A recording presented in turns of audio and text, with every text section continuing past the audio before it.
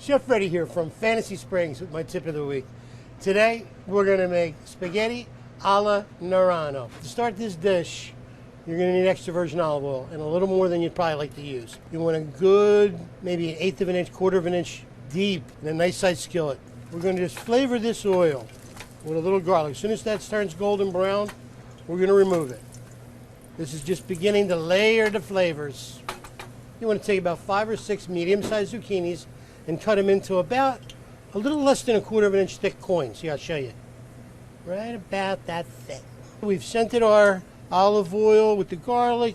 Some nice flavor in there. We're going to get that out of there before it turns bitter. In they go.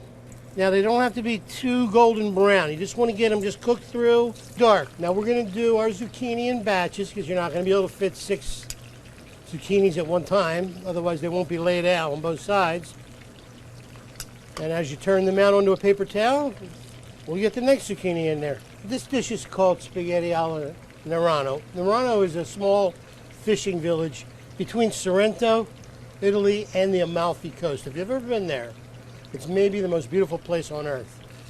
But this dish is what they're most famous for in that little fishing village. Now, what makes this sauce interesting is that from that zucchini that we all fried and set aside on paper towel, about a third of that, maybe almost a half of that, is going to be pureed with a little pasta cooking water. That's the base of the sauce. Let's get that into a blender.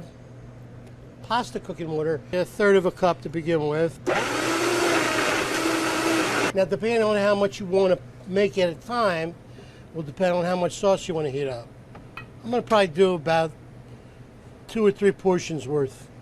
About a quarter cup of softened butter. Now we're going to toss in the spaghetti and start to toss it with the sauce.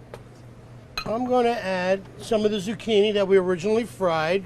Now, a little twist I added to this spaghetti alla Nerano is I added some sauteed shiitake mushrooms and some grape tomatoes for a pop of color.